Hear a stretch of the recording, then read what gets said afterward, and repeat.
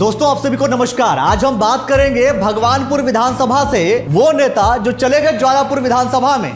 जी हम बात करने वाले हैं त्रिवेंद्र सिंह रावत जी के करीबी माने जाने वाले भगवानपुर विधानसभा से ज्वालापुर विधानसभा की तरफ स्वयं को स्थानांतरित करने वाले सुबोध राकेश की। क्या आखिर वो ज्वालापुर विधानसभा में जाकर के कितने सफल हो पाते हैं? क्या जिसके कहने पर उन्होंने अपनी शिफ्टिंग की है वो भरोसा अंत तक बना रहेगा, अर्थात भारतीय जनता पार्टी का टिकट लेने में वो सफल हो पाएंगे या नहीं? ज्वालापुर शिफ्ट होने के बाद क्या उन्होंने यह विचार किया कि भगवानपुर का अब क्या होगा? क्योंकि भगवानपुर से लगातार वो इतने वर्षों से मेहनत कर रहे थे और माना यह भी जा रहा था इस बार तो भाई टिकट लेकर के चुनाव भी लड़ेंगे और चुनाव जीत जाएंगे, लेकिन उन्होंने स्वयं को भगवानपुर से ज्वालापुर की तरफ स्थानांतरित करने का निर्णय ले लिया। तो फिर सवाल बहुत सारे खड़े हो जाते हैं। सवाल यह भी कि भगवानपुर से कई वर्षों तक जो चुनाव लड़े सुबोध राकेश, अब भगवानपुर से लड़वाएंगे किसको? लड़वाने का मतलब अरे किसी को तो नेता बनवाएंगे, या उन्होंने भगवानपुर भारतीय जनता पार्टी की झोली में जाए इस बात पर विचार करना ही छोड़ दिया है? क्योंकि अगर विचार है तो जाने से पहले किसी न किसी ऐसे व्यक्ति को वहां पर व्यवस्थित करते, सेट करते कि भाई अब तुम लड़ो यहां से चुनाव, मैं चलता हूं ज्वालापुर विधानसभा की तरफ। या इस पूरी व्यवस्था के अनुसार ये भी कह सकते हैं कि भारतीय जनता पार्टी ने भगवानपुर को जीतने का जो इरादा था, हौसला था, विचार था, पूरा त्याग दिया है। या ये भी कह सकते हैं कि भारतीय जनता पार्टी ने हार मान ली, भगवानपुर विधानसभा को कांग्रेस पार्टी के हाथ में सौंप दिया है। या ये भी कह सकते हैं कि भारतीय जनता पार्टी ने ममता राकेश जी के सामने घुटने टेक दिए, या ये मान लिया गया है कि यहां तो ममता राकेश जी के अलावा कोई और व्यक्ति चुनाव जीत ही नहीं सकता है। क्या है जो कुछ भी है, आगे सभी घटनाक्रम हम आपको बताते रहेंगे। लेकिन ये सारे सवाल जो मैं आपसे कह रहा हूं, ये सभी सवाल कहीं ना कहीं सोचने पे मजबूर करेंगे कि क्या कुछ होने वाला है, भगवानपुर में क्या होने वाला है। लेकिन भगवानपुर से ज्वालापुर विधानसभा में जब सुबोध राकेश जी जाते हैं तो ज्वालापुर विधानसभा में क्या होने वाला है? क्या ज्वालापुर विधानसभा में कई वर्षों से जो कार्यरत हैं और टिकट की चाह रखने वाले वो सभी नेता सुबोध राकेश जी की एक्टिविटी को स्वीकार कर पाएंगे? मतलब आप अपने घर में किसी को घुसने देंगे, आओ और चुनाव लड़ लो? अरे मतलब वो नेता जो कई वर्षों से ज्वालापुर विधानसभा से खुद के टिकट प्राप्त करने की राह देख रहे थे, सोच रहे थे कि हमें टिकट हो जाएगा, अब उनका क्या होगा? आपने देखा होगा कि तेलूराम प्रधान जब मोर्चे के अध्यक्ष बन गए हैं, उनका कहना था कि भैया हम कई वर्षों से विधानसभा में कार्य कर रहे हैं। हुआ क्या? टिकट की चाहत, टिकट मिला नहीं अभी तक, इस बार भी टिकट की दावेदारी है। देवेंद्र प्रधान जो पिछले बार टिकट के रेस में थे, मनोज गौतम, ऐसे कई सारे नेताओं की पूरी भारतीय जनता पार्टी में लिस्ट है।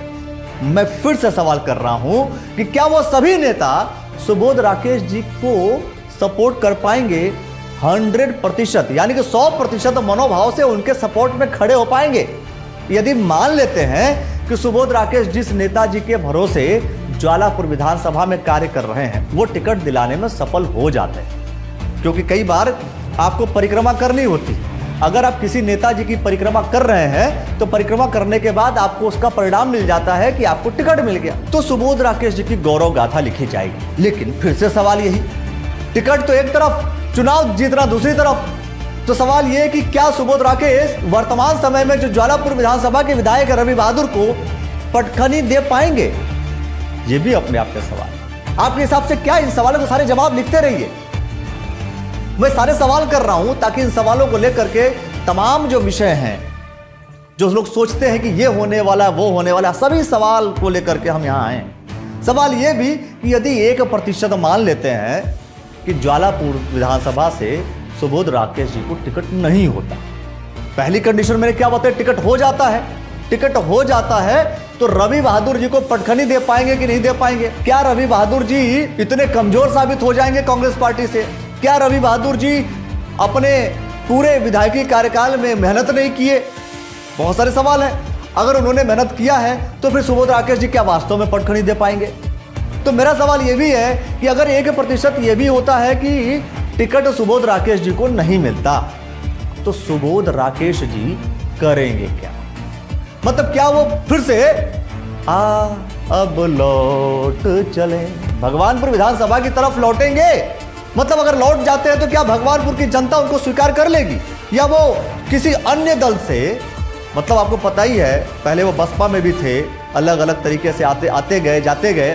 तो मेरा सवाल यह है कि अगर 1% टिकट नहीं मिलता तो क्या ज्वालापुर विधानसभा में ही बसपा से या असपा से, मतलब आजाद समाज पार्टी से ज्वालापुर विधानसभा में ही चुनाव लड़ेंगे?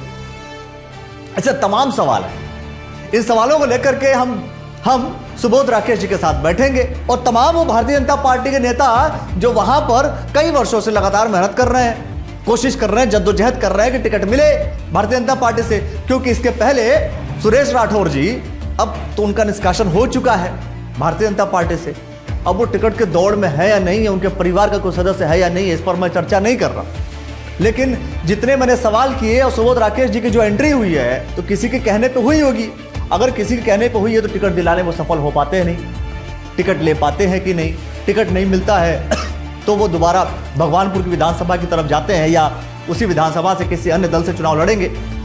और जो पुराने कार्यकर्ता हैं वो क्या करेंगे, उन सभी लोगों से सवाल करेंगे। और मैं आपसे कहा कि पूरे उत्तराखंड में जो जो विधानसभाएं हैं, हर विधानसभा पे एकदम पैनी नजर हम लोग रखे हुए हैं और हर नजर को आपको बताएंगे कि क्या क्या परिणाम आते जा रहे हैं। तो अब तक के जो सवाल हैं बस इतने, आगे देखते हैं क्या होता है। अरे जो कुछ भी होगा आपको इसी प्लेटफॉर्म पर मिलेगा, इसलिए हम आपसे ये कह रहे हैं कि आप हमें फॉलो कर लीजिए, यूट्यूब पर सब्सक्राइब करना ना भूलिए और इस पूरे मामले में अपनी प्रतिक्रिया दीजिए। बहुत बहुत धन्यवाद, बहुत बहुत शुक्रिया।